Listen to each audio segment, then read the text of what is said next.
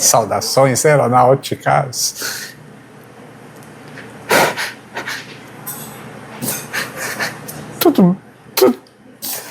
Tudo bem com vocês? Hoje, 26 de agosto de 2026, o canal Aviões e Músicas publicou um vídeo diferente de tudo que já apareceu por lá. Sem cockpit, sem acidente reconstituído, sem aquela voz calma explicando o que os pilotos fizeram certo e o que fizeram errado. O que apareceu na tela foi um homem respirando com dificuldade, com a esposa ao lado, gravando o que talvez seja o vídeo mais importante da sua vida. Não porque ele queria, mas porque ele decidiu que a comunidade merecia saber pela boca dele. Lito Souza. 3.600.000 inscritos. Décadas formando mecânicos, pilotos e apaixonados por aviação. Um homem que passou a vida ensinando como tomar decisões sob pressão. E hoje ele está diante da decisão mais difícil que já enfrentou. Não tem manual, não tem checklist. Tem uma doença rara, sem tratamento aprovado, e uma janela de tempo que ninguém consegue medir. Mas antes de entender o que está acontecendo agora, você precisa entender quem é esse homem. Porque a maioria das pessoas conhece o canal. Muito pouca gente conhece o Lito. Lito Souza não chegou ao YouTube pelo caminho que a maioria imagina. Ele não era um influenciador procurando nicho. Não era um comunicador treinado buscando audiência. Era um técnico de manutenção aeronáutica, com décadas de hangar, com cheiro de querosene de aviação nas mãos, que um dia fez um vídeo mostrando como se faz o pushback de um Airbus A380. E ficou espantado com o tanto de gente que nunca tinha visto aquilo antes. Naquela época, ele tinha menos de 2.000 seguidores. Tratava cada um como se fosse um colega de turma. Isso não mudou quando chegou aos 3.600.000. O Brito, um dos amigos mais antigos do tempo de fórum, quando a internet de aviação no Brasil ainda era um nicho dentro de um nicho, disse uma coisa que resume bem. Eu te respeito muito, Lito, porque você tinha 1.500 seguidores no YouTube e você nos tratava com respeito. E agora tem 3.600.000 e você não mudou absolutamente nada. Esse detalhe importa. Porque em um ecossistema onde crescimento costuma vir acompanhado de distância, Lito foi na direção contrária. Mas tem uma camada que o canal nunca mostrou com clareza. Lito não era só um comunicador de aviação, era um especialista em fatores humanos. A área que estuda por que pessoas inteligentes, treinadas e bem-intencionadas cometem erros que custam vidas. Ele palestrava sobre isso, brilhava nisso, segundo quem o ouvia. Sabia ler uma sala, sabia identificar o momento em que uma decisão estava prestes a sair dos trilhos. A ironia cruel é essa. O homem que passou décadas ensinando como navegar o erro humano, agora se vê diante de algo que não tem navegação possível. Uma doença que chegou sem pedir licença, que não tem protocolo, que não respeita o quanto você sabe sobre como as coisas deveriam funcionar. E o que aconteceu no corpo dele antes de chegar aqui? Essa parte a maioria não sabe. Tudo começou com um câncer. E Lito, sendo Lito, tratou o assunto com a mesma objetividade que usava para analisar uma caixa preta.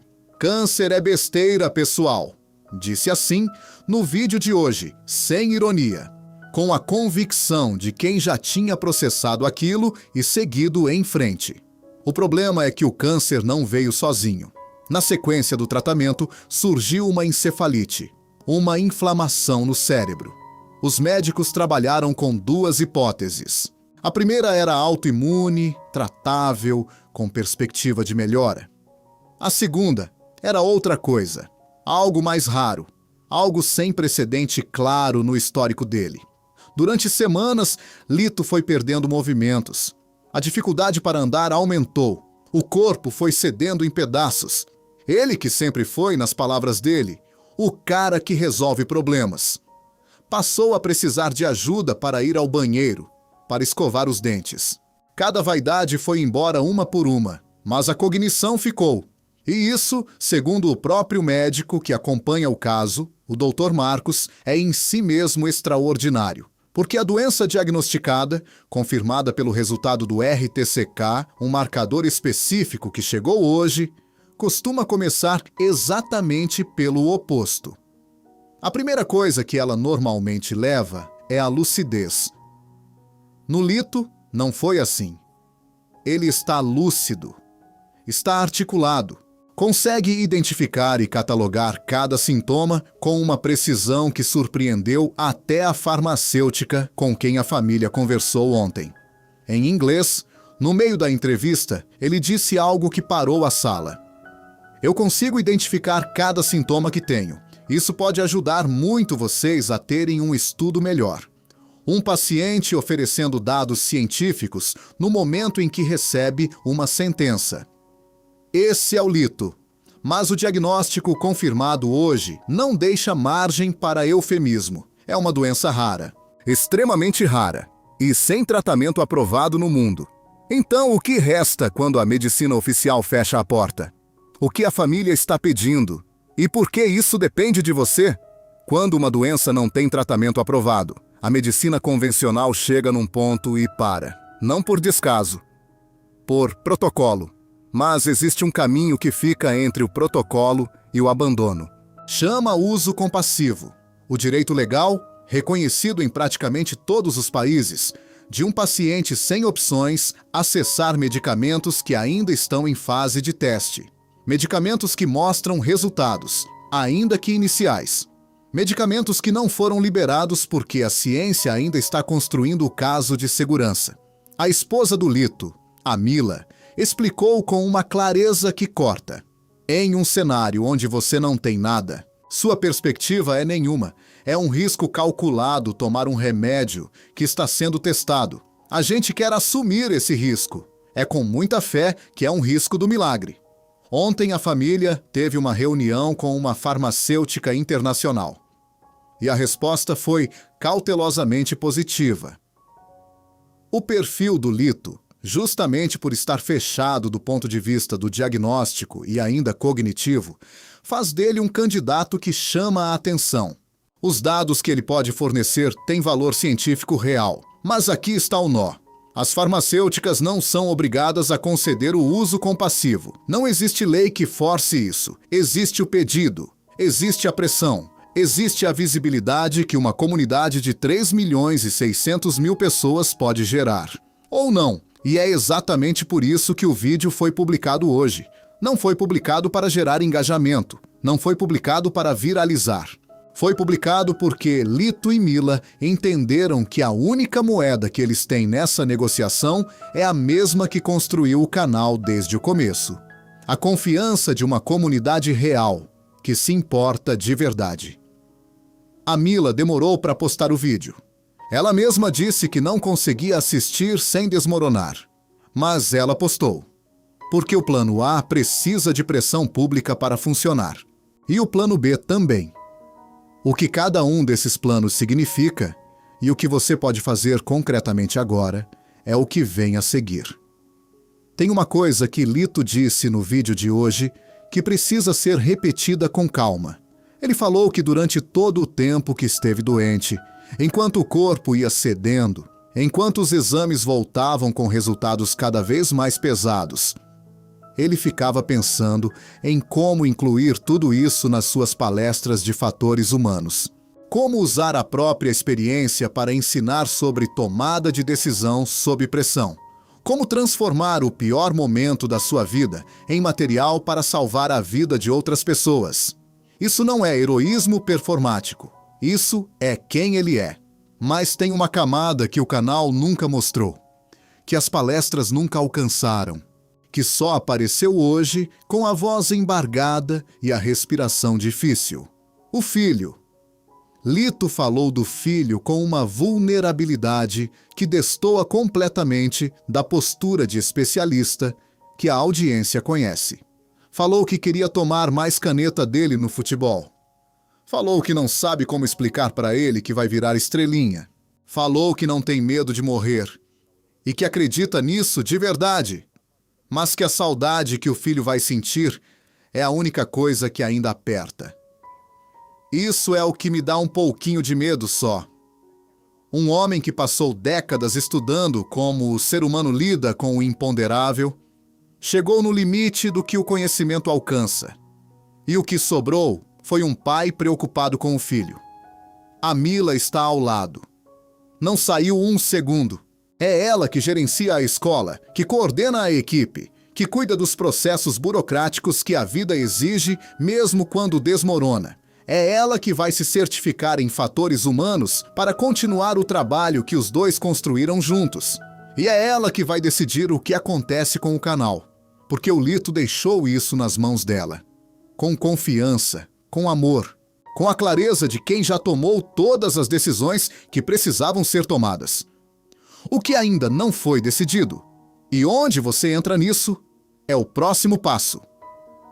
Lito disse uma coisa que vale guardar. O jogo só acaba quando termina. Já vi Palmeiras virar para cima do Botafogo muito depois do tempo regulamentar. Não é negação. Não é ilusão. É a postura de um homem que passou décadas estudando como decisões tomadas no limite, com informação incompleta, sob pressão máxima, sem garantia de resultado. Ainda assim, podem mudar o desfecho.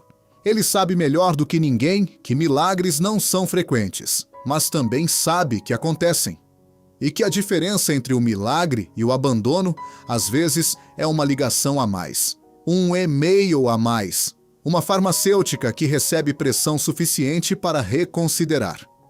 O plano A é o uso compassivo. Conseguir acesso a uma medicação em fase de testes que mostrou resultados iniciais, ainda sem segurança totalmente estabelecida, mas com perspectiva real. A reunião de ontem foi um primeiro passo. A farmacêutica ouviu. Não disse sim, não disse não. Disse que o perfil do Lito é interessante.